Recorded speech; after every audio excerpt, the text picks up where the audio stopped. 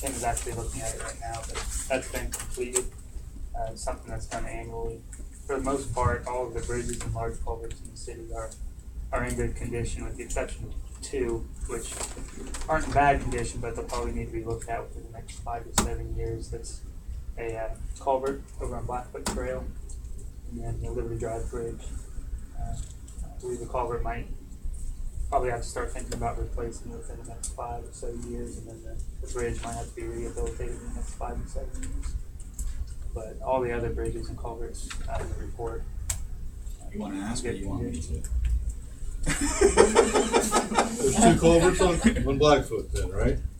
We replaced one about with a flood a few years ago, right? Yeah. Not that one. No, not the one that was like a sinkhole back a couple years ago. Yeah. So where's the other? Where's the other one? It's kind of hidden. It's down Hidden? towards that section. Oh, it's Is it really down hidden. in the dip there? Oh, I know. It's after you pass the woodlands as you're heading down the hill, Yeah, it kind of. Oh, okay, yeah. but as you're coming around that bend. Yeah, Right. right. The bend by that wood, the log cabin. Uh-huh. Yeah, the Uh-huh. log cabin's over on the left Yeah. there. Yeah, it's small. It's in Because the one that was It's not replaced very big. It's right much in closer to Blue Jay Road, Yeah. where it was repaved and the whole box culvert was replaced, right? Yeah. This is a much smaller one further west. Yeah, it's down towards that section. You probably don't have the answer, but does it mirror, did we get effective culverts when those were put in? Most culverts last longer than, I'm not sure when they were put in, what the original date was on it, but. Generally they have aging issues. Does it have the date on it? 20 years, 1 year. late 80s, around Do we know which one it? Normally, you don't replace your culvert as often as you repave the road.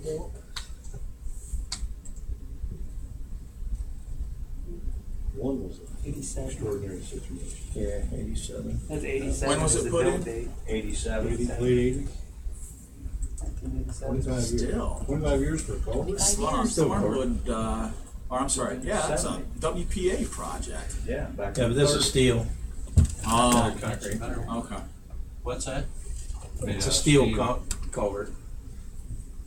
It's probably rusted in an area and then it starts, deteriorating, and then once it takes it. So the technology's much better now? Hopefully. No, I think it was better in the 1930s. Is what we're saying. Well, that goes without saying, yeah. Go for the depression area. Where was the bridge that's gonna be replaced? Liberty Drive. Liberty Drive. Okay.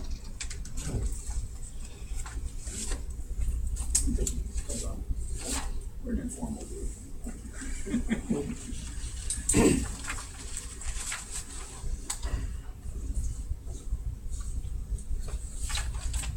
And then where was the other one, Eddie? I'm sorry. Liberty Drive Bridge. Liberty? Yeah. What's the age of that? This one? It was like 3 or 4.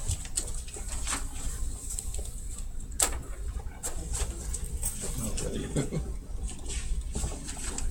You have the index on this one. That's true.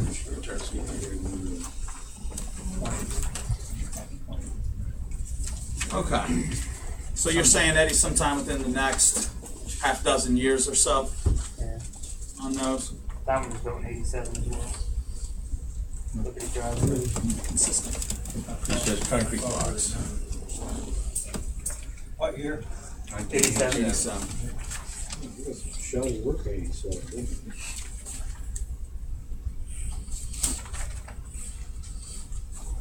Was John in charge then, Eddie? Can you blame him for That might have been right before he got here. Oh, is that right? wow. The main I figured while he wasn't here, we'd take a shot. Well, Pretty sure you weren't here though, right? I definitely. I was Time to get into the 90s. A few years before. Speaking of that Thornwood Drive culvert, I'm not sure if everyone knows this or not, but due to an error made by the property acquisition company, unprolonged the acquisition of the right of way, and the project actually had to get pushed over into the next year, 2013. In response to that, we decided to look into combining the culvert project with the paving project for Thornwood Drive to try and get a better cost on both projects overall. So those two are looking at being combined in 2013, which we won't be able to apply for OPWC funding for that project due to the competitive nature of that grant application and the whole process. We've gotten it within the last 4 or 5 consecutive years. So we were informed that some of the members on the committee would more than likely turn that project down. So we decided as a strategic approach, I guess, to put that off. Weren't we going to get the OPWC for it originally, for this year? For the culvert, No. we were going to apply. Okay, but That would have been for next year. you're saying it probably was gonna get turned in, okay. Yeah. I thought maybe we lost it Yeah. because of, So, and what we were going for that grant for was to cover the local matches. Like for instance, just on the paving project, Eddie, what would be our local match? Was it 60 something or? I'm not sure of the exact number on that. I want to say the county's match is like 22,000. Newark's is maybe 8. Ours, I think, was in the 60s, wasn't it? I think it was. So what we were, that grant, that the OPWC grant would have been to cover our local match. We're not going to be applying for that grant, so that local match money is going to have to come from our capital improvement fund. It's going to have to come from the county, and it's going to have to come from Newark. All 3 entities, in order for that paving project to be completed. And I think that the current condition of Thornwood Drive certainly warrants that it be repaved. I think it's in the interest of Heath, Newark, and the county to cover that match and get that paving done. It further cuts into capital improvement money, which unless the increase passes in November, we're very limited in that area as it is, but that stretch of Thornwood Drive needs to be addressed. We did do some jockeying around of projects in the future to try and free up some more money to help pay for our portion of that, but I'll actually get to that here in a second. So if we can, and then if we can tie in the culvert with the paving project, we should be able to save some money in like staging of equipment and coordination, I would think, right? Yeah, that was the whole thing. Okay, good. ODOT's giving us that. What was it cost, do you think? What cost did you think? I was an error made in the property acquisition of the town. Maiden property acquisition. but we probably wouldn't have got the money. Mr. Chairman. Mr.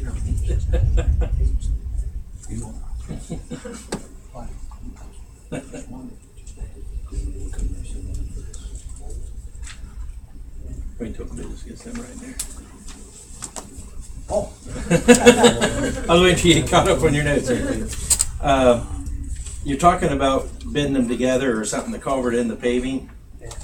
I think we ought to, if you do that with an ODOT project, it should be done as an alternate, where you get 2 separate bids, like this paving and culvert, or the culvert is separate with companies, because I think we'll have the same thing we had on the water line on 79. You'll get a culvert company that could come in here, local company could do the culvert, but they probably can't do the paving, because the only ones that can do the paving, there's so much paving out there that will either be Shelley and Sands, or Gecosian or something like that. And so the culvert is peanuts compared to the other and stuff. And I think what they'll do is they'll mark up the culvert, and if we have to pay, depending on how you split the cost out, if it's the match is different, then I think it can end up costing us more than just someone doing the culvert. I mean, It just seems like that's been happening lately on projects and stuff, so you think you might get it cheaper, but if Kekosing wants to do the paving, but they don't really care about the culvert, they may give you a low price on the paving, but the culvert might be higher. Jack up. And vice versa. So if you just separate, you can say, well, if we got this to do the culvert and this to do the paving, the two are cheaper than combining this company or this company. Look at it both You ways. know, it just, I just know when you get the overhead on ODOT and stuff like that, dealing with North projects and stuff, it's just, some of that costs you a lot more to combine it. You know, that's just something to look for. I just, Bring that up again.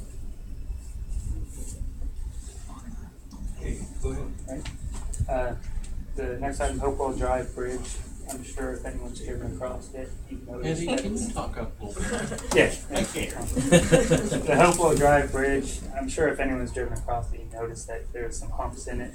That's due to a design flaw in the box beams. They were manufactured with too much of a camber or an arch in them. And when they poured the deck and the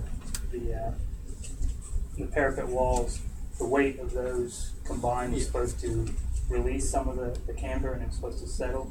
Well, they put too much in it and it didn't settle enough. So ODOT has come up with a solution where they plan on grinding the high points down, and then they have a overlay that they say they can put on it that will pretty much level out, and it'll provide a smooth transition across the bridge. So, The lines that are cut in the pavement that are running the same direction as the traffic, is that gonna be in the winter time when the freeze, is that gonna affect making that more slippery, or? it shouldn't. The reason they said they did that was for drainage. They said it drains better than if it was perpendicular to the center line. Okay. So I think that gets the water off the bridge rather than on. So Okay. it's a little better. Any idea when they're thinking about doing the, They don't have a specific time, but it will be done here in the near future, and it won't require road closures. So. It won't impact, is it when they do it yet? it won't impact the integrity of that bridge. And ODOT's gonna have a meeting with us about it. I'll ask some We'll get more details. questions to make sure.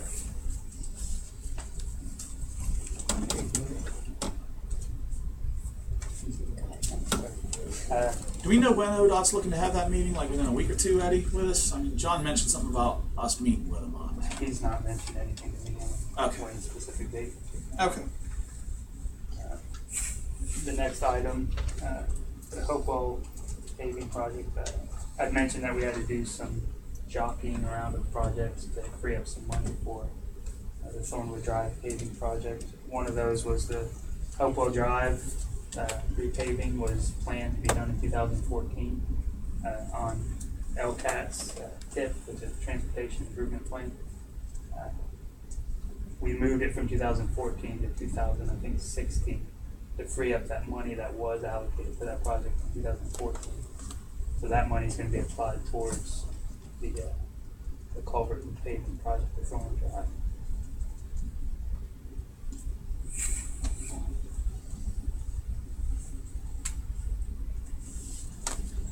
Basically the gist of that. Make it easy. Next one is just an update on 79. Most of the paving is complete. I think there are a few.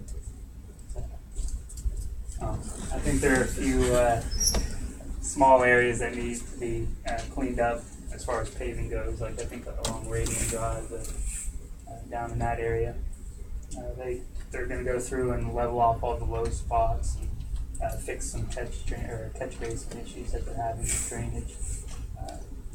A couple other miscellaneous items that they have on the punch list to kind of wrap the project up, and then they'll go ahead and proceed with installing all the signage and everything to wrap the project up. I talked to Dave Johnson today. He actually said that they were supposed to come in tonight and do the striping and begin the striping, but due to the rain, he said it'll probably be the next 3 days. They'll come in tomorrow night. So they'll be wrapping that portion of it up as well. And then, of course, the landscaping will actually be done in October. What about the timing on the lights? That'll be taken care of as well. I'm looking forward to us being able to control the usage of those traffic sensing cameras and the timing of those lights. Yeah. Okay. Not the reason I raised my hand, but I don't think it'll fix it. It's gonna be a total congested mess, indefinitely. The project though, 79, friend in the concrete business, and he asked why we had stamped the concrete down 79, down the middle. We stamped it and dyed it. We didn't dye it, it was already in the concrete, so that's a plus. But he had asked if we had a maintenance plan for that, and I said, maintenance plan for the concrete? He said, if you guys aren't even thinking about the maintenance on top of that, he said, the top's gonna come off of it. And I said, why is that? And he said, when you stamp the concrete out like that, and you start getting the freeze and the thaw, he said, unless you're putting ice guard on it and some other things every year, he said, the top's gonna come off. I don't know how true that is, but I thought, well, I'd bring that up in a meeting, and probably more with a street department meeting. But What he they said it mentioned really to us requires when maintenance John, every year. Eddie, and I saw them pour the sample slabs so that we could get an idea of what the concrete will look like. What we were told is that there is a sealant, a top sealant or something that has been applied by them. And they said if you reapply that every couple years or so, it will help to maintain that color of the concrete. And what I also, actually, I kind of thought of it last week, and I asked John to look into this. I want the city to know how what they added to the concrete to come up with that color, so that in the future, if say a hunk of it ever needed to be dug up, we would know what it comprised to get to that color, so that that's what we could use to cover, whatever hole it is that we need. So my understanding is that top coat sealant, which has already been applied, if you reapply that, every 2 years or so, it should help to maintain the color of that concrete. And I think that's what he was talking about. He called it an ice guard or something, and he wasn't as concerned with the color as he was the top coming off of it cracking. So that's what he said. He said maintenance is going to be important, otherwise it's not going to look too good in a short amount of time. And regarding the color, I know that Buckeye Ready Mix, which is now Shelley Company, they put that color down. I think they just have the standard colors out there in the buildings. Yeah. All right. I just thought I'd bring it up. I just wanted, I was kind of thinking, when you go get a gallon of paint and it's color, and it's this number of this color, that number of that color, that's the kind of thing I thought it would be good for the city to know. Right. So that if for some reason that concrete company goes out of business, we know what the formula was that got to that color, and then we could use that.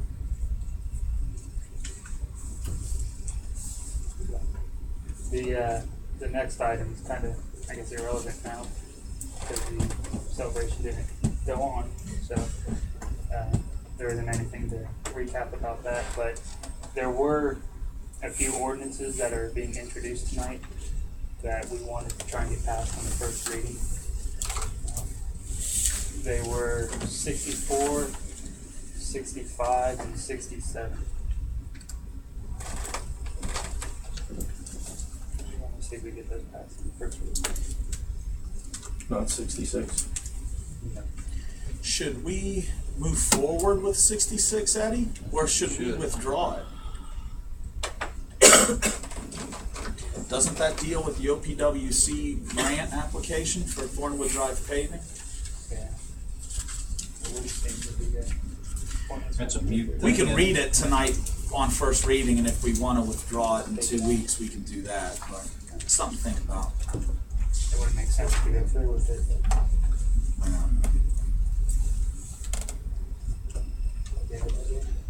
Will John be here Yeah. for the meeting?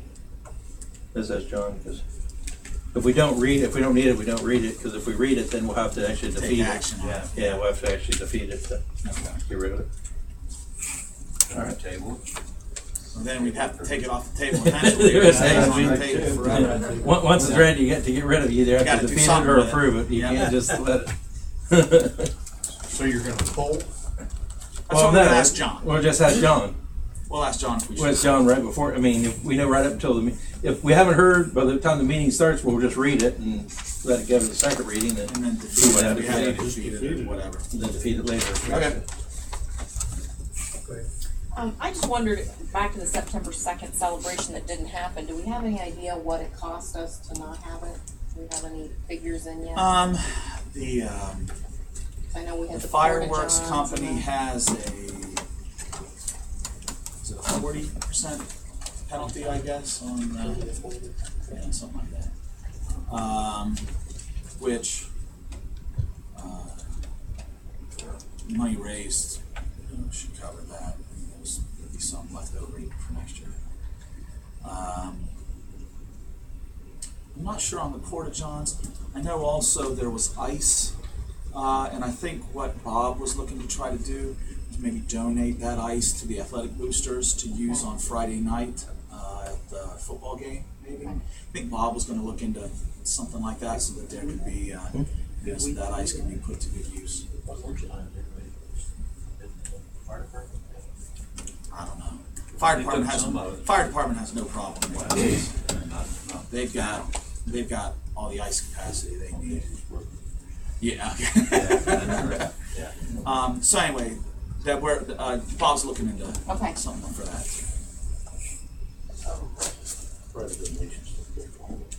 Correct. Yeah. And of course, the costs that we don't have, which is overtime in the police department, and such for not having the event. Anything else, Hank? No. Well, I wanted to, I've spoken of him before, but I wanted to introduce Dan Evers. He's the Economic Development Director. He works with the Licking County Chamber of Commerce and is neck deep now in the economic development world here in Licking County.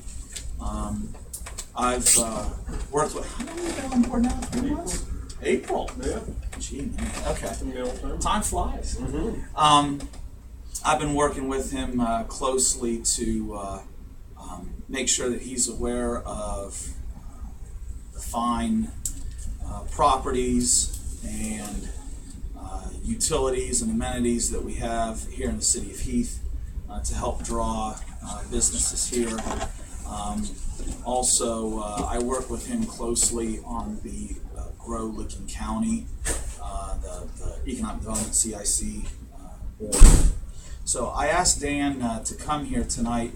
He said he's gotten his feet underneath him and is running now. He's crawled and walked and now he's running. So I thought that it would be good for all of you to kind of meet him and also kind of get an understanding of what he's been working on and what we see happening in the area in regards to economic development. So if that was a good enough introduction, I'll hand it over to you. Now he is a Miami grad. Don't hold that against him. Hey, Miami grads. They have a lot of my money. We went there for undergrads.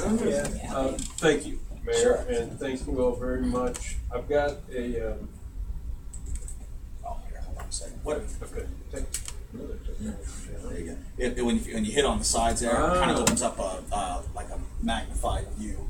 Sure did, didn't Yeah. you? Click on that removable disc and that'll get you back to the There you rear. go. There you go. Got about a 12-slide PowerPoint presentation that sort of outlines a little bit more about Grow Licking County CIC, as the mayor said, who we are, what we've done. I'm sure for some of you, this will be a little bit redundant information since the city was so good as to be an investor in our organization. But if nothing else, I guess it's a little bit of proof that we're doing what we said we would do, and give you a little update on where we're heading. And mostly I'm here just to answer questions that you may have. So try and be as brief as I am able.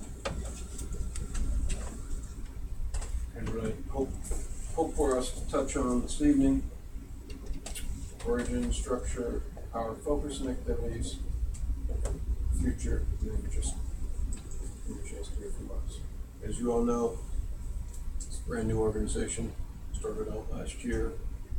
I like to suggest, or I guess my perspective is that circumstances afforded the community a moment to pause and think about, can we do things differently?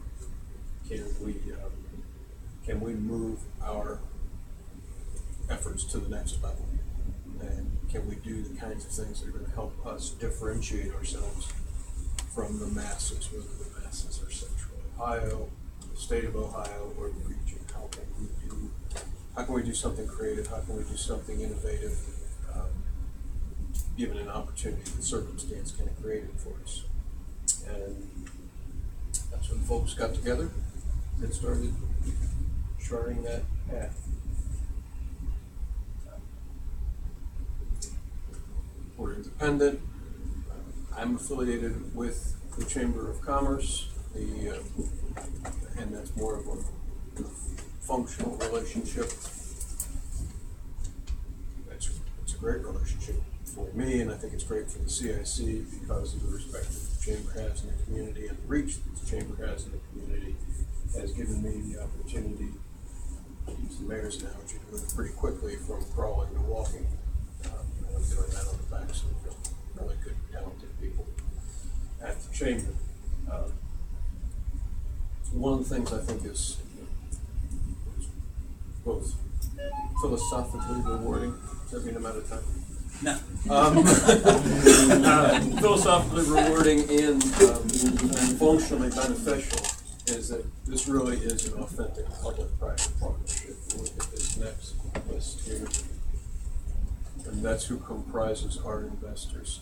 These are the folks who are standing along with you in the community.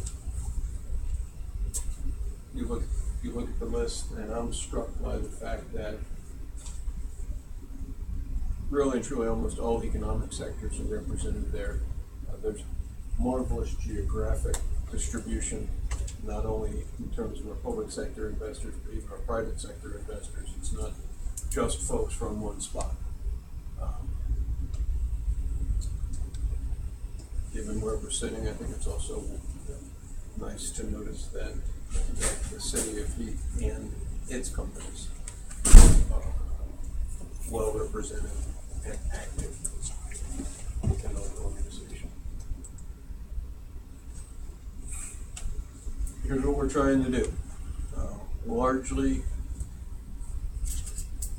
I view our role as facilitating, enabling, and expanding.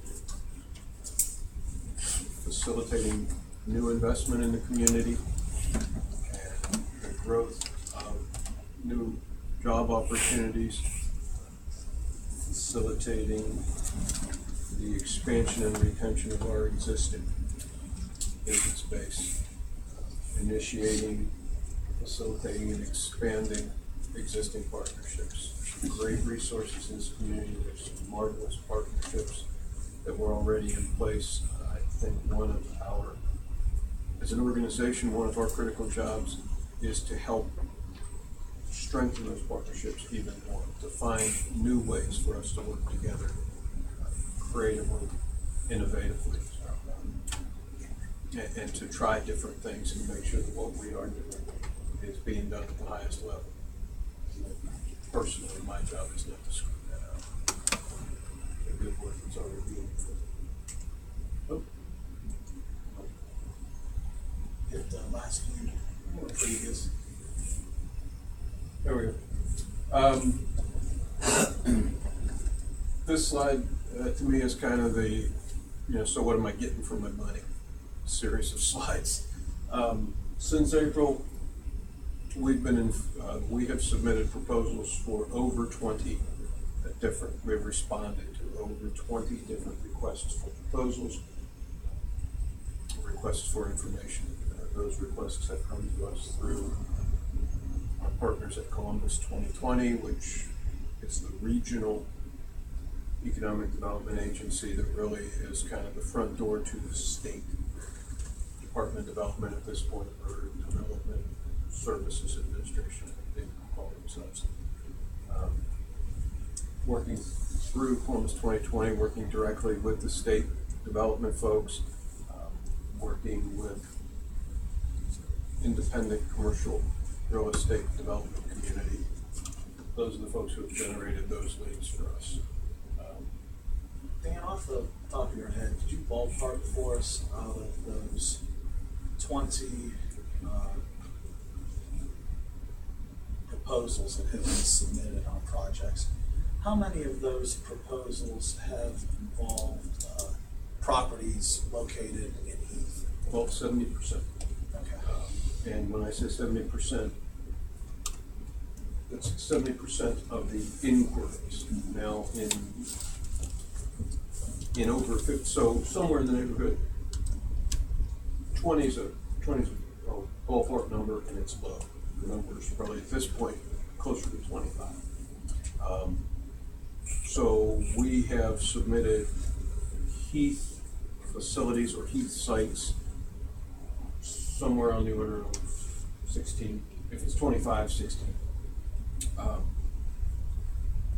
In those responses, however, we frequently are submitting more than one property, more than one building from more than one location, and that is almost always true. I think with only one exception, when we have responded with opportunities here in Heath, we respond to multiple sites, multiple facilities. You guys know the community far better than me. I'm not going to presume to tell you how come that is. You know what's here, both in terms of sites and facilities. There are several that are comparable in size, comparable in layout, comparable in acreage. It fits for one, 8 times out of 10, it fits for 2 or 3. So, and I, parenthetically, that's the highest percentage of respondents. We're submitting. Heath is getting in front of people with whom we're working at the highest percentage of communities in the region. We're also working on retention expansion efforts consistently, working with our partners in the community, folks, Jobs and Family Services. Shameless plug. And we'll take it any way we can get it. And other providers, both at the state level, at the regional level, other units of government, and I've said this before, and I'll continue to say it for as long as I'm here, trying to expand and strengthen our regional network. Make sure that, I think one of the most important things that we can do is make sure that everyone within the community who touches economic development understands who else is in the arena. My perspective is not from a competitive standpoint, but really from an asset management standpoint.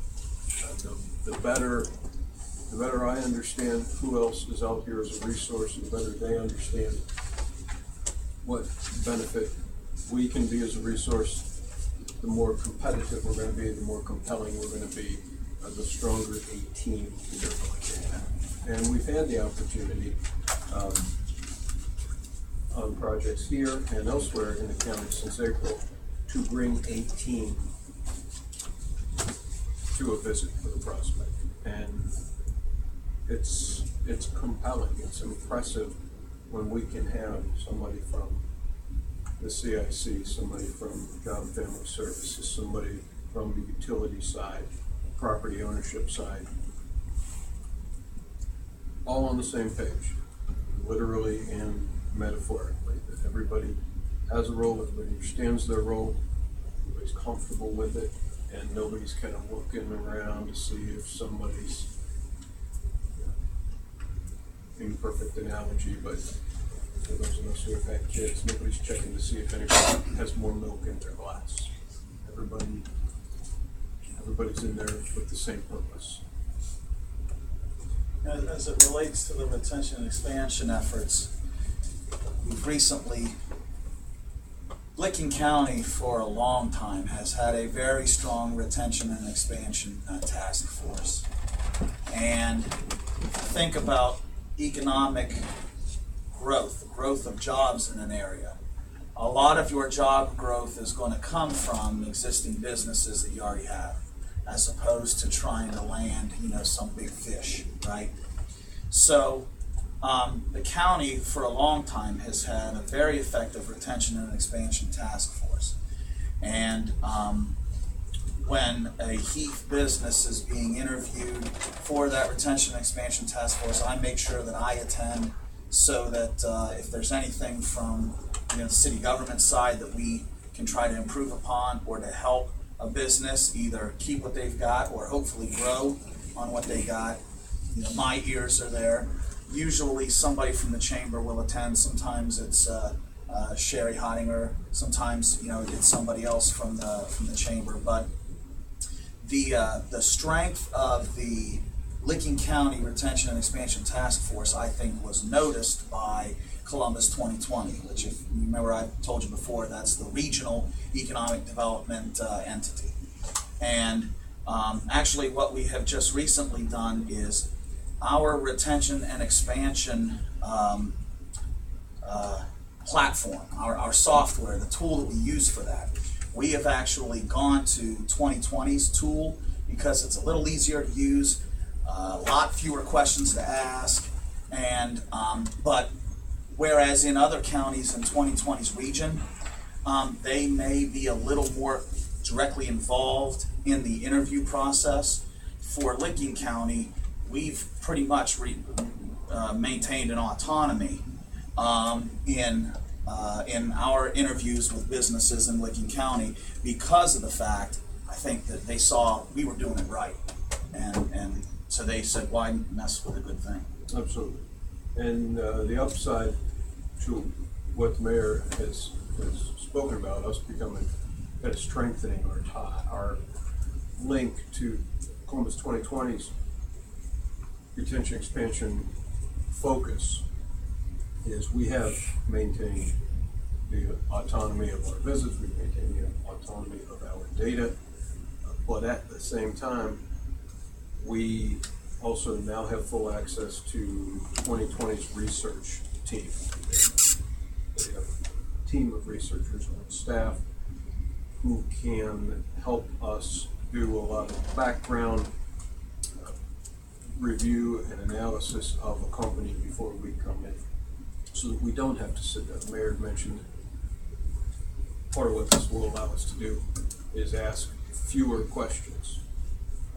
We can ask questions with greater focus at this point because we will know certain things about the company going in. We don't have to ask, we don't have to sit down and ask somebody, what were your sales this year at this location? What percentage of your total sales is that? What other locations do you have in North America? Those data will, and we can talk about the things that are on the minds of our local folks, whether it's this is the only location, whether this is one of multiple locations. It becomes much more, and I think that this has always been true about the R&E program here, but it just makes it even easier for us to proceed with a how can we help you, what's on your mindset. It's all about how do we help you. And so I think that will be very beneficial to us, and it'll allow us to look at the numbers differently and look at the information differently, because making sure the data for us that we can deal with it. We talked about the prospects who have expressed an interest in the area. Here's kind of a look at how, since April, how that 20+ number is breaking out. About 50% of the folks who are looking are in the manufacturing arena. Roughly a third are logistics. back office and data, call-in data center, all falls into one umbrella for purposes of this, and that's about another third. We're seeing a little bit of a bump in technology-related companies, a couple of food processing folks, and just a site search. Somebody from outside the Central Ohio area who's expressed an interest in possibly having a longer-term presence in the area and wants to know what can we do, what can we find, what's out there. So I think when you look at this graph, I think there's proof positive that manufacturing is not dead in this area. Anybody that tells you it is sadly mistaken. However, as Deb knows all too well, we've got to make sure that in Licking County we have a workforce that has the skill sets for what today's manufacturing requires, because it's not your daddy's manufacturing process anymore. That is fact. Very, very briefly, the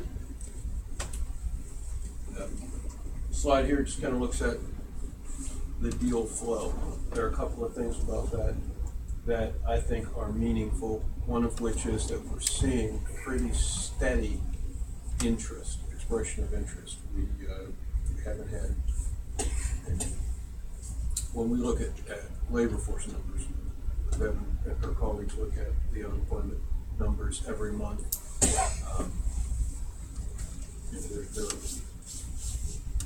I had a professor at Miami University who said years ago that we will forever forever wring our hands when unemployment numbers come out, and we do it disproportionately because they're lagging indicators. They're telling us what's already happening, which is true. It doesn't mean they're not important. They're vitally important within context. We tend to, and you know, I'm guilty of this as everyone else. When the numbers look great, you know, I'm out on the street corner talking about how great they look. But there's a certain biorhythm to those.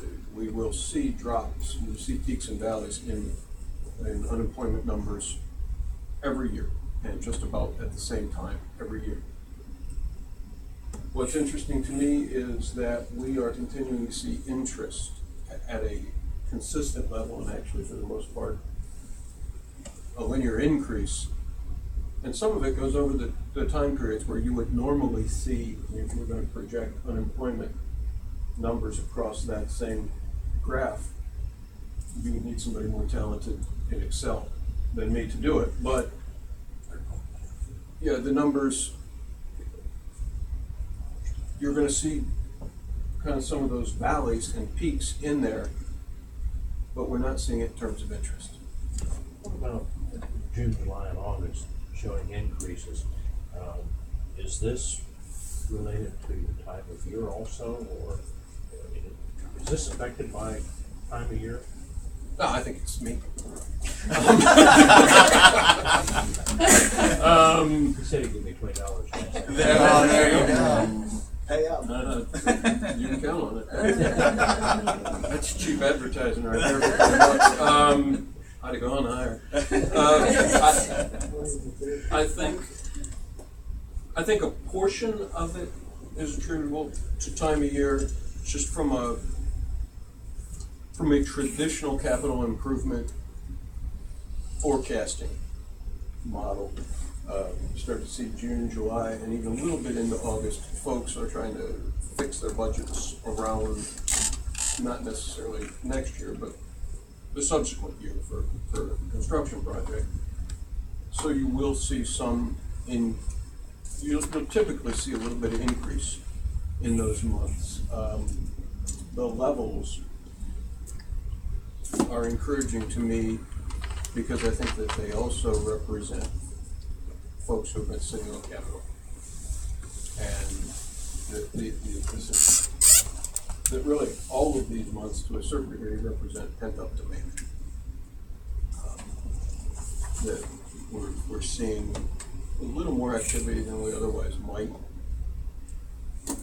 Because folks, and I don't want to oversell this, I'm not going to suggest that people are racing to spend money in manufacturing or other industries, but there is a certain sense of it's time to resume this analysis. It's time to look, we feel sufficiently secure with where our business is.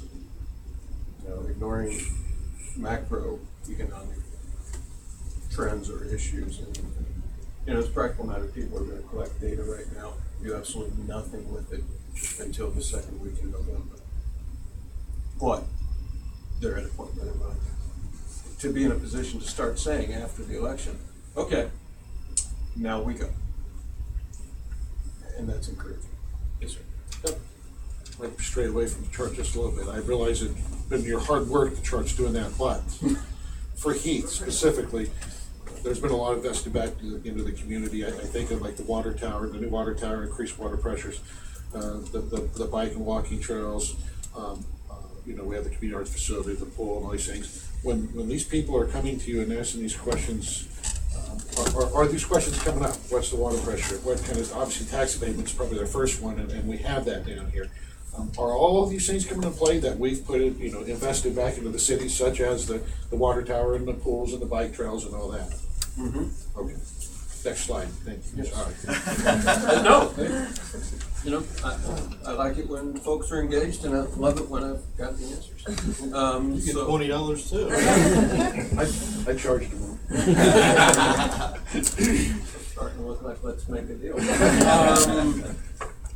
Here's what folks are, we talk in our industry a lot about the first couple of summits. We talk about deal flow and we talk about things in numerical terms, which is great because people aren't seeking, and the rest of it's irrelevant.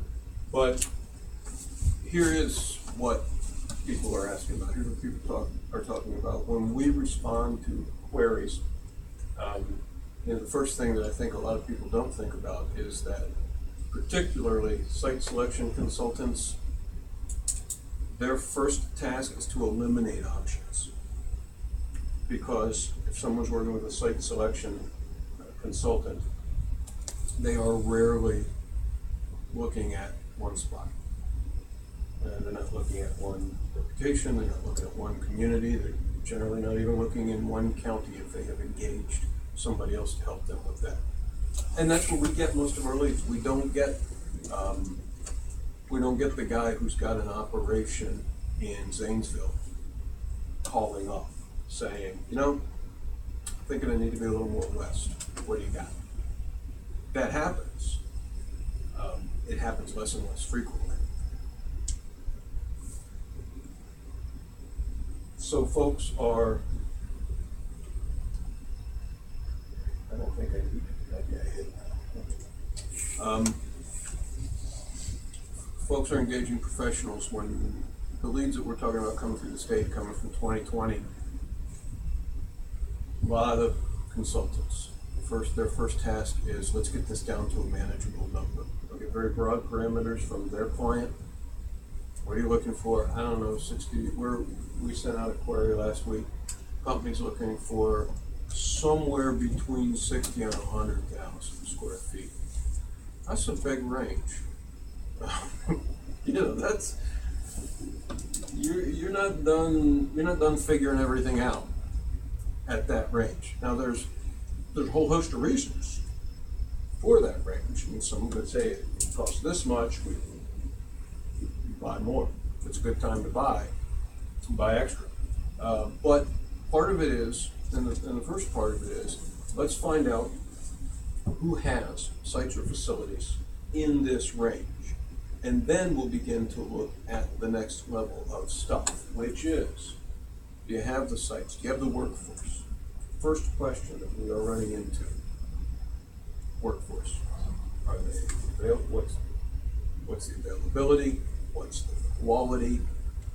What's the trainability of folks and what are your training capacities within the community? And can you prove it?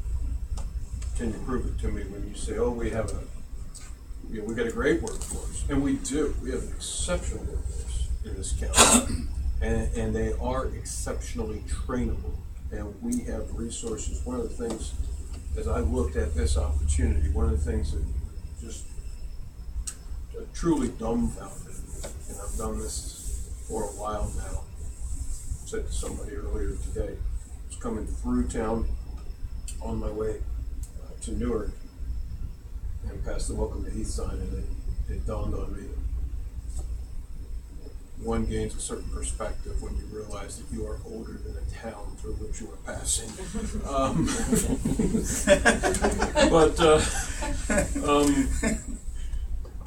I really thought about my life that way until that moment. I've done this a lot of places, and the workforce here and the workforce development network it was without peer. It's outstanding. And we're really blessed to be able not just to say that, but to be able to demonstrate it, to get manufacturers, to get professional companies who will say, yeah, you know what, I hire here, I hire from here, and I do it with great facility and great return.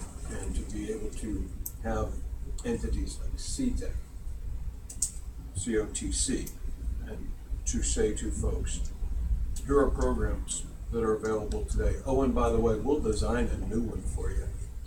And it'll take, I don't know, a couple weeks, couple months, depends on your level of engagement and depth.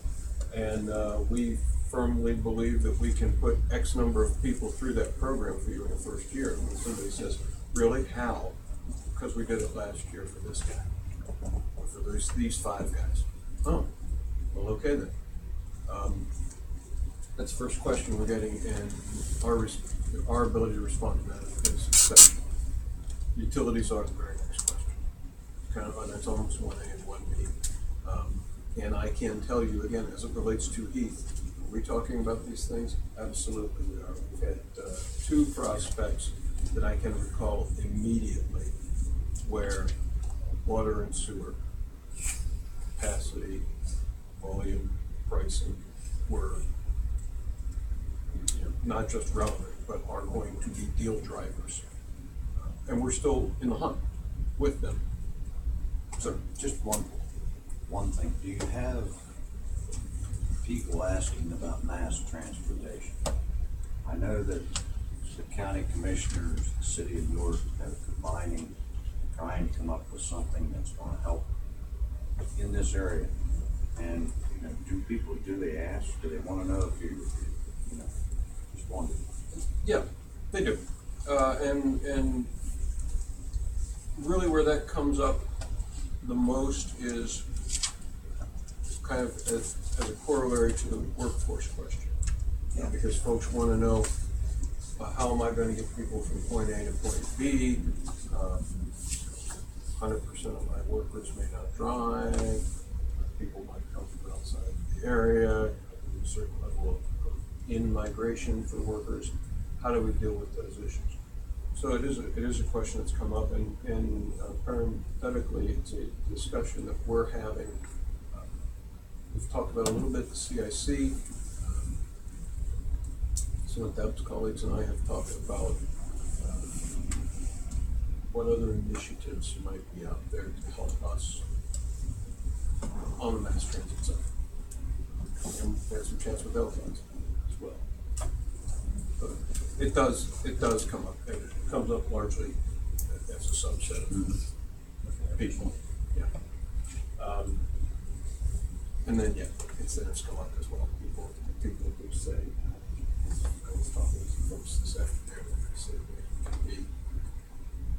you can hit 100% on those first 3 issues, and then you have the perfect location, and somebody's going to say, wow, this is great, this is awesome. Now about incentives. And it's a market. It's like everything else. We find the perfect home, and rarely do we pay less or at least rarely do we offer. Same thing with the cost, people will ask about incentives. I think as it relates to Heath, we're strong in that area. Very strong in that area, and the ease with which folks can navigate incentives here is a big plus, because it is money. You know, there's questions 1A and 1B there as well. What incentives do you have? How hard is it going to be for you?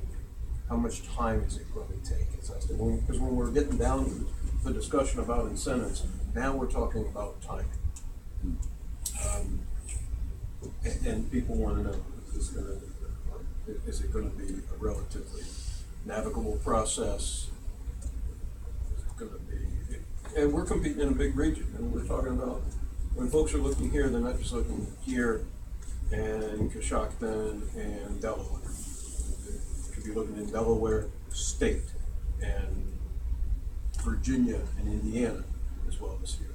Is the incentives that Heath has, can we get them to him in a speedy manner? Oh, absolutely. Or just- Well, for instance, our pre-94 CRA, which we have, in the industrial corridor, right?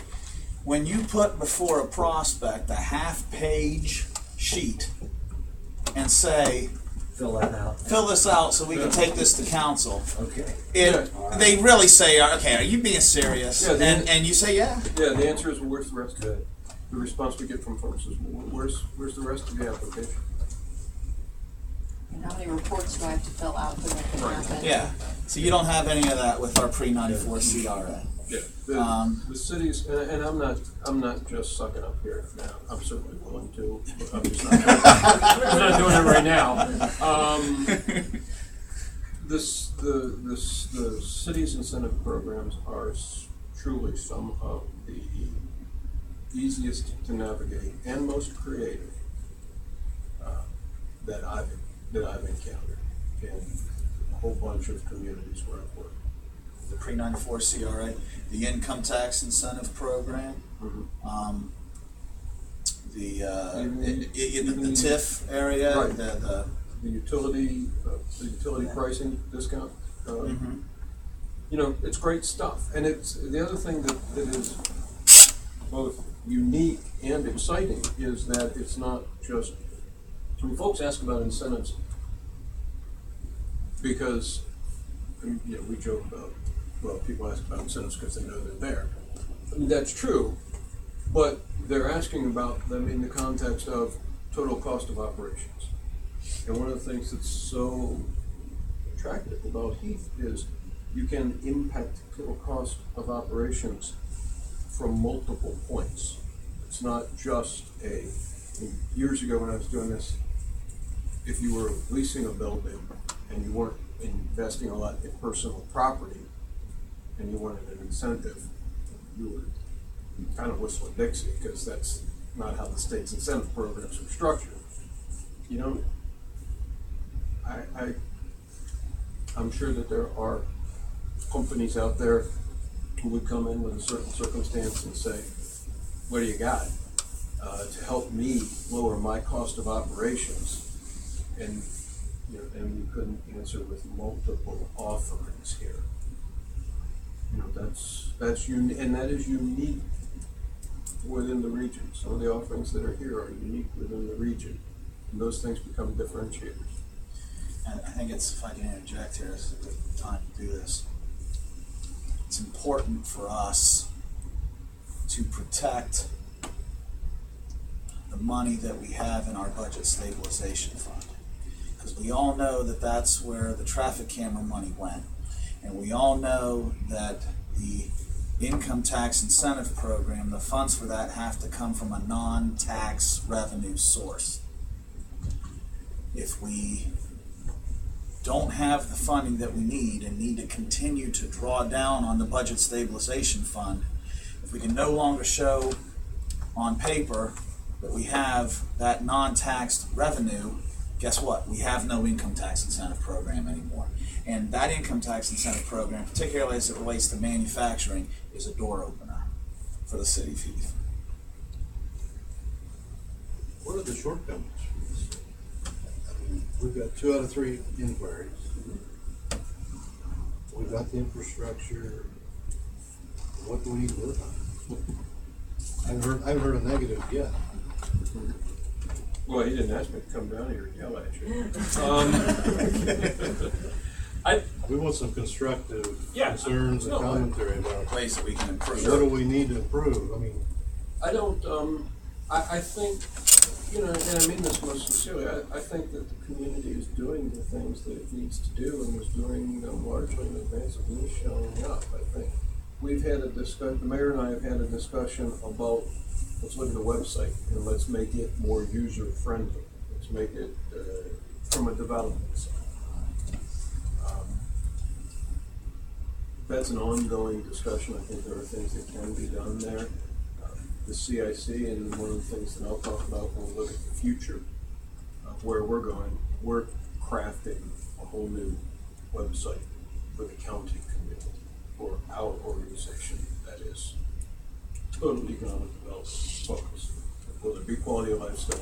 Yeah, absolutely, because it's important, because people need to know, you know, here's where I'm going to build, well, here's also where I'm going to live, and what can we do about that? So that will be in there, and our goal is not to overtake anybody's community website. That's falling apart. We will link to it. You know, one of the things that we hope to get out of all of that is some standard presentation of data. Historically, I think kind of, I don't know that that was anybody's focus, and that's just, you know, that's fine. That's an observation. It's not a criticism. To make sure that we had kind of a priority list of here's stuff we should be talking about as a group of communities and as an individual community, so that if somebody comes in and they speak to me, and then they speak to the mayor or they speak to Eddie or John, they're going to hear the same thing. If they go to the Pearl Lincoln County website and they see a link to Heath and they've identified there's some buildings of interest or some sites of interest, and they go to Heath and they click on the economic development portion of the website. I mean, it doesn't have to look exactly like mine, but the conversation should be consistent. Yeah, Correct. that's what we're. And that's an area. We're gonna, when the CIC's website gets developed, then we can look at what we've got on our side for the city's website, so that it's, you know, fits in like a glove. So that we're using common language, so that if there's things that are talked about, say on the CIC's website as a strength, we can focus on those as they relate to Heath, so that it fits together. Right. Portfolio overlay as well. Mm-hmm. Yeah, I think, you know, I think the one area where we can do more work is the one area where, you know, we created an organization to do it and to share some of that focus, which is how do we tell our story? Because one of the things, and this is very true about Heath, and it's true about the community as a whole. I've told the mayor this, I've told Deb this, you know, and people are going to get tired of hearing it, but I'm not going to get tired of saying it. I moved up here from Greater Cincinnati, which is, you know, you go in a little bit. This isn't like moving across the street. So I spent a lot of time looking at this place and looking at this organization and being creative. Because that was the other side. I was moving 2.5 hours to a place that was new, and when folks say, well, what are you going to be doing there? You know, I'm not really sure. I guess the first thing is figure that out. So, you know, I spent a lot of time looking around and looking at the economic development assets that this community has, and just looking at the community. And I spent a lot of time in Heath. And I left, every time I left here, I'd drive around, look at stuff, then I'd stop at a gas station or stop at a non-franchise kind of restaurant and either act lost or sit at a table or up at a booth close to old guys and listen to them talking. And every time I left, I was struck by the same two things. That this is a county, this is a community that has far more potential than I think folks realized. And these are the nicest people I've ever met. Anyway. And you know, as I like to say, you know, I'm from Cincinnati, we invented polite. We say please, we can't understand what you're saying. But this is people here are just so nice. I mean, they are truly nice, and this is a community, and I think it is true of the county as a whole, and I think it is very, very much the case here. So when you ask me what can we do better, part of it is we just need to tell our message. We need to tell our story better, because folks are thinking about things that should be done. And folks are doing things that should be done. Now, you can always do them faster, but you know that becomes a function of finance and physics. There's a certain point at which you can't do anything faster. But part of what we need to do is make sure that we're on top of things, and make sure that when somebody says, "Can you tell me about this?" So I can do better than that. I can show you. I can, in here, you take this. It's a lovely parting gift, and that's part of my job, is to help make those things happen.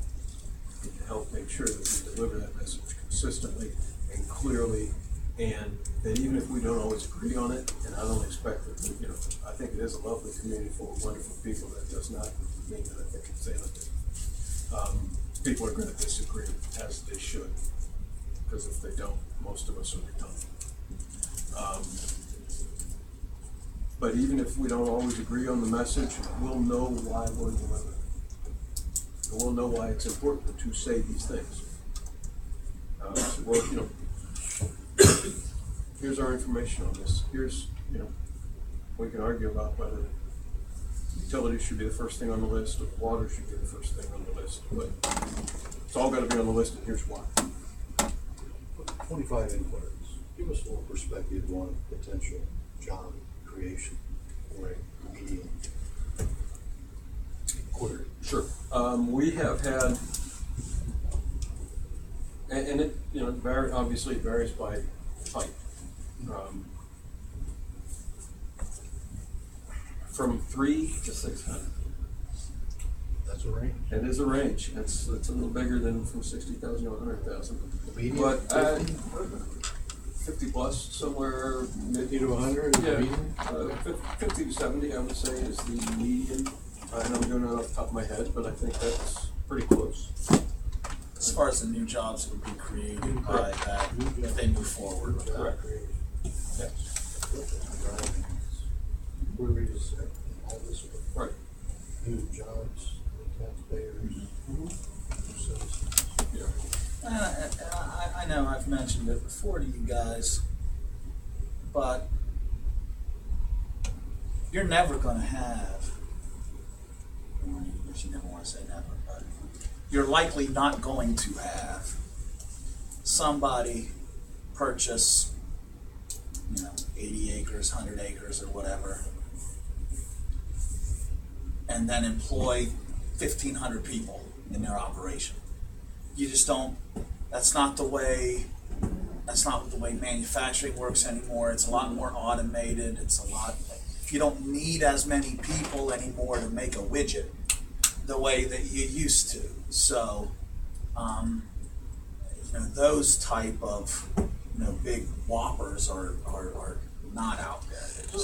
They're fewer and further between, and from my perspective, that's okay. Because I've worked in a community that was very heavily manufacturing oriented, and kind of post-World War II manufacturing. And when those jobs are there, they're great. But when they go, they all go. And you don't replace them. You don't replace them in the same way. You don't replace them with the same wage. And that can be devastating. Now, that doesn't mean that if 1,500 employer company comes around that we're going to say, nah, the downside scares me too much. I mean, when we're young, we're pitching with both hands. But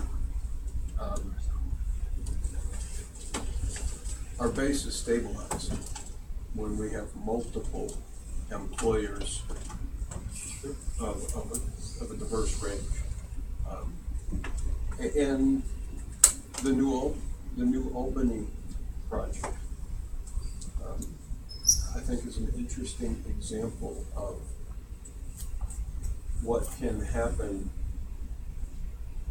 when you create an environment. Now, that's a unique, I'm not completely as dumb as I look. I realize there's some pretty unique things about the beauty park, but at a broader level, and people wouldn't be going there if there was not an opportunity to make money. We create those opportunities. We make them clear.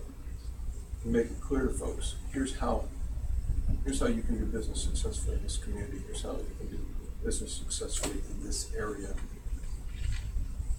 And more folks will come and do that.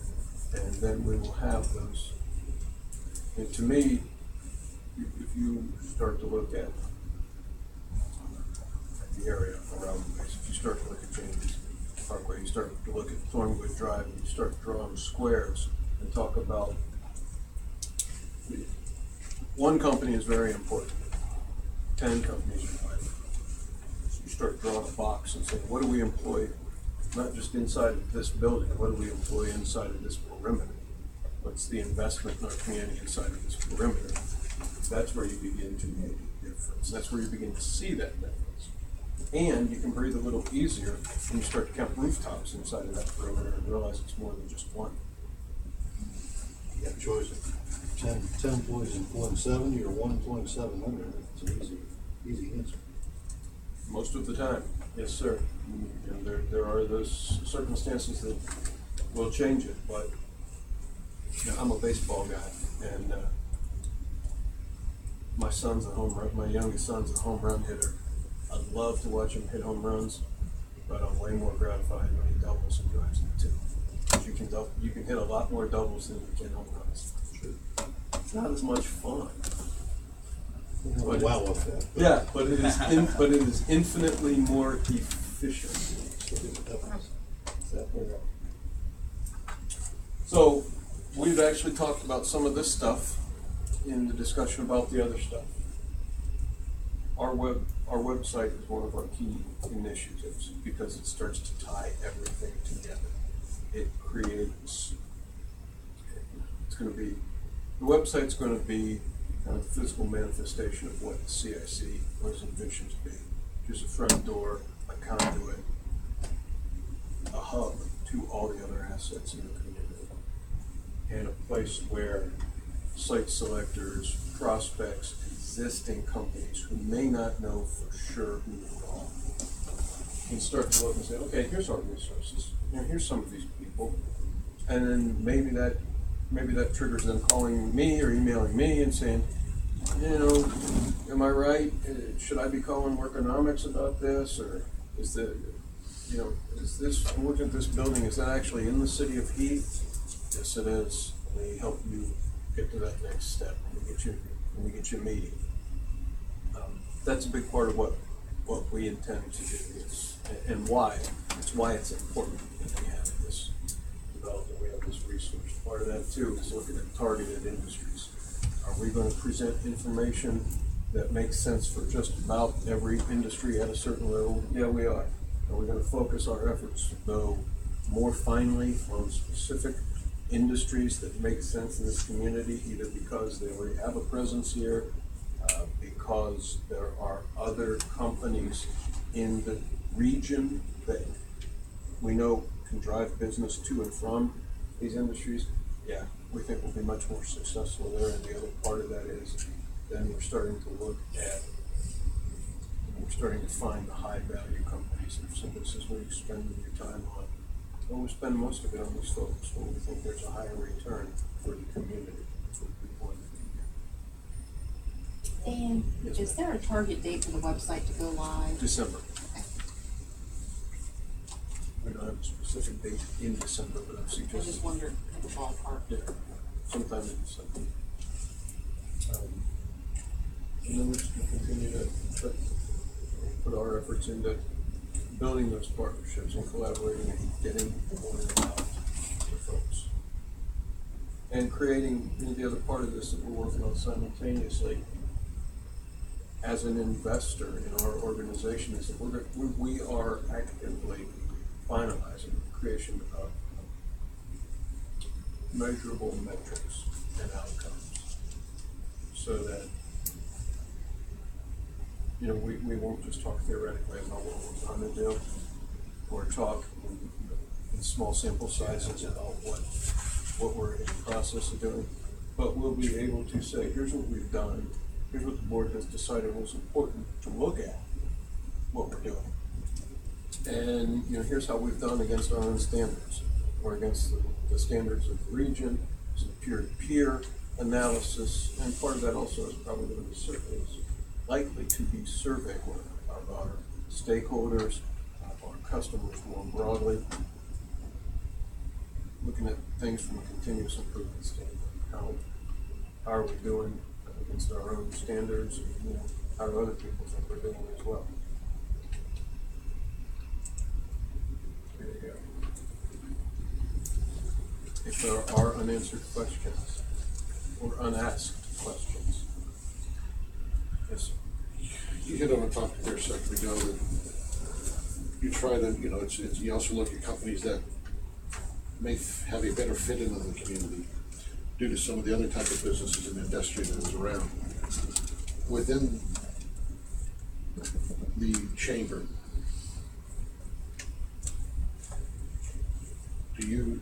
there's some different work groups. For instance, the industrial manufacturers work group, I had an opportunity to go to one of those.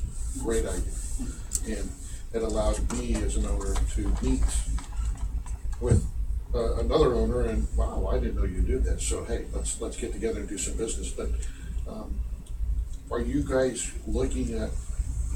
I mean, you create a directory of all the businesses that are part of the chamber, and there's a lot of businesses that belong to it for a multitude of reasons that I've come up with. But in my situation, there's a large company in town that was buying product from a company in Detroit, Michigan. And through working out, and through a lot of hard work, and obviously it requires us to have a sales force on our end. It took about 1.5 years, 2 years to finally get the ball rolling there. Now it was a substantial customer for us. I wonder if you as a chamber, are you guys working on trying to line up companies, local companies, with other companies that basically share business or do business together? Because there's a lot of things out there. Even the small business out there. This probably isn't the best comparison. You got Schwabel's Bakery right here in our area. I realize they're probably not in Heath, but you got Schwabel's Bakery, and you have a company, a store over here that's buying all Wonder Bread. Now, obviously, they know Schwabel's is there, but if people that belong to the chamber these businesses can start to work together, they're going to end up building their own businesses by just working together. You see sign companies coming to town out of Franklin County to do sign work for other businesses, but we have sign companies in town. Is there any drive to network the companies together beyond the industrial manufacturers work group or some of these other work groups? Yes, there is. The chamber, I think the chamber is looking at how can we do more of it. I mean, it's done through Manufacturers Council, it's done through some of the HR groups, it's done through the programming and networking opportunities that exist. I think that the chamber, and the mayor sits on the chamber's economic development committee, which is now working with CSE and with me. We're looking at some of those kinds of initiatives. What can we do to create greater opportunities for local businesses? And that's a specific target for the committee. And I think it's a specific target for the Community Improvement Corporation as well. That we do want to find, retention and expansion was one of the bullet points earlier, and one of the things we talked about. you know, to me that's pivotal, to me that's critical, and I think one of the outcomes of a successful R&E program is that you find out what people are buying. That you say to them, did you know? You can buy it here. And it's not just a real good, it's not, and not for feel-good civic reasons, but your cost of transit has to be lower. Like Samuel Unless you're strapping buying it out across here. the street, you know. It's like Samuel strapping out here. There's a number of industries that use strapping, and I actually have come across before, you know, somebody who is buying strapping, and I've said to him, I don't know how this would work out. I don't know where they'd be at price-wise, but you know, Samuel strapping is right down on the West End Heath. If you haven't, you might want to call them just to see what they could do for you. You're getting shipped in from Indiana. Yeah, Right. That's what I'm saying. I mean, I personally have had that type of a conversation, and so you're right. I think certainly it helps local businesses if other local businesses know what other businesses in the area have to offer, and if you can keep it all local, it helps the local economy grow faster. Right. And in a lot of cases, Meritor might be purchasing strapping from a company out of state, and they know that they're here, but nobody's helping open the door. All these companies have Salesforce. We have salespeople that go out there, but you can knock on that door all day long, and you know what? Sometimes it just isn't going to open unless you get a little help from somebody. And I think that, you know, like Arvin Meritor, if they're getting the strength somewhere else, if they could, the chamber can pull them together, then it might open the door. Yeah, I'll talk to them. Since you came over, Dan, and asked me, we'll let them talk to us. Yeah. Then actually, no business is growing. And I, you know, I can't encourage everybody here enough to call me for those kinds of, I mean, if it's just you know, I know a guy who's having trouble getting in somewhere, or do you know anybody over at Meritor? Because I think, you know, I think we might, it's not me, but I got a buddy who does this work, and, you know, I think it makes sense for them to be together. Oh, God. I'd love to. Do we want to do more stuff in a structured way? Absolutely, but informally, you know, that informal network sometimes is infinitely more effective than a program and a presentation. And, you know, even if you have a structured program, what winds up happening, in my experience other places, is you have a couple of presentations, you have a couple of programs, you start to have those manufacturers. The Manufacturers Council, it's a great asset, and I think that the greater value of it is not necessarily in the program that you get every month. There's a lot of value in the program that you get every month, but the greater value is the guys walking around saying, what is it you do again? Oh, you know what? All about that. Right. Were you at the last Manufacturers Council meeting? I was not. I haven't been to one for quite a long time. Okay.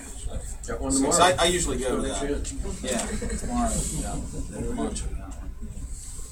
I usually go to that. Any other questions for Dan? Listen, I appreciate you taking the time to come here and share some information with the council. You know, as Dan said, My pleasure. we have made a commitment, 3-year commitment to the support of the CIC at $5,000 a year, which we budget annually. I can tell you that Dan is very familiar with myself, with John, with Eddie, with John Geller when it comes to water and wastewater questions. We have made sure that he knows who to contact directly within the city of Heath if he needs any information as it relates to those areas of economic development. And I think that Dan has just done a tremendous job since he started in the spring, and really is running at a sprint right now with this. And you know, I one of the comments I remember making to somebody was We're all that good with that part. there you go. You know, everything's relative. Yeah, metaphorically speaking. One of the things I remember saying early on was that I was impressed with Dan about was when he first started, and he sat down here with John and myself and John Geller. You know, he didn't know everything about Heath, but he knew what he didn't know about Heath, and he knew what questions to ask to get the information that he needed. And so I think that that's helped him get up to speed much quicker than somebody who doesn't know what they don't know. Dan, thanks again. I appreciate you taking the time. Like I said, what I'll try to do is coordinate with Dan. You know, maybe every 12 months or so, we'll have him give us an update as to what's going on. And certainly, you'll see some, as it relates to the city's website and the economic development information that's on it. You're going to see some changes evolve there as the Grow Licking County website gets up and going, so that, like I said, not exact, but a similar look, a similar feel. I want to use a very similar language as to what's on there, so that our website can fit like a glove into what the county's the Grow Licking County's website is, which is really a gateway to people who are looking to develop business in Licking County. And it's very, just because of timing standpoint, when you design stuff versus when you go live with it, you guys may be leading edge on some of that stuff, and it may be a lot easier to have, okay, here, we know what this is gonna look like. We're 6 weeks away from throwing it up on the internet, and you guys can throw it up in 6 days. I sit on the marketing committee for Grow Licking County, so yeah. And I cannot thank you enough for your investment, first of all, and for your support and the faith that was. You know, I hope we earn it. I mean to earn it. And your staff is fantastic. You all know that. I presume, but it never hurts if there be somebody else. I've really enjoyed working with your folks. They bend over backwards to help me, and and that's a great resource. That's a great joy, and we're in a different capacity, and it is wonderful. Mayor's been great to work with. I can't say enough. I really, truly can't say enough nice things about this. Nominate Dan for president. Well, you know, it's kind of unofficially my job anyway, so that works out. Well, thank you. I probably took way more of your time. But I'll give it for me. Thank you. Yeah. Dan. 5 minute break. If he's done, yeah, do a 5 minute break and then we'll go real quick. We'll have to go finance real quick and then things. Get through this. Finance and things. 5 minutes for water break and swim break. Whoever else here. Keith, number 2 on here, how long?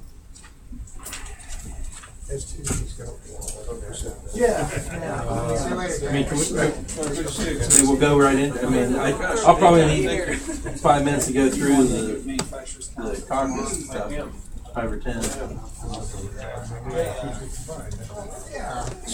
2 topics. Oh, is it 2? They're not either one. Terrible. Well, I guess what I'm getting at, should we do My committee meeting 5 minutes. Okay. We'll do yours as fast as you can, so we'll jump into that, and then we'll have to come out about at like 7:20. We got 5 minutes. Yeah, I got 4 now. You got 4 now. You wasted a minute of it already. Sledgehammer for the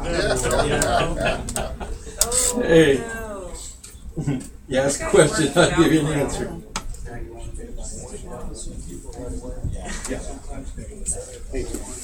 Lynn, do I have things I gotta sign? He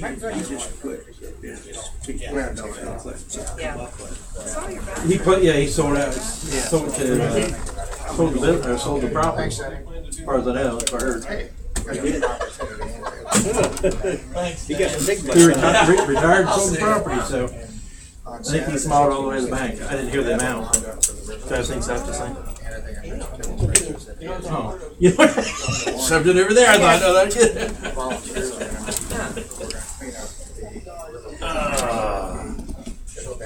This one right here down at the bottom? And basically the city is going to, either direct or say, and I'm going to do What's it? Well, it's wimpy. Oh, is that all right? conservation district on Friday. They're going to give the kids for Hello. How much did we send them, you know? Probably be just. Oh, that's the mirror that. Pass this around. Is it? Well, if I could get it back in there, I would. But I can't, so I'll just pass it I that think way. they all want to be.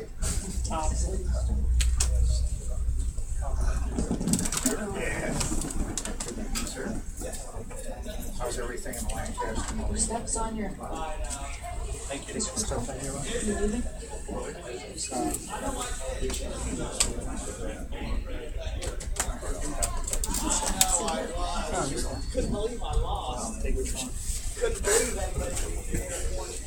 It'll be a hump feud. Family feud? Like 7 people in my house, remember? I might have been the smallest, but. She's feisty. All right. Well, other people.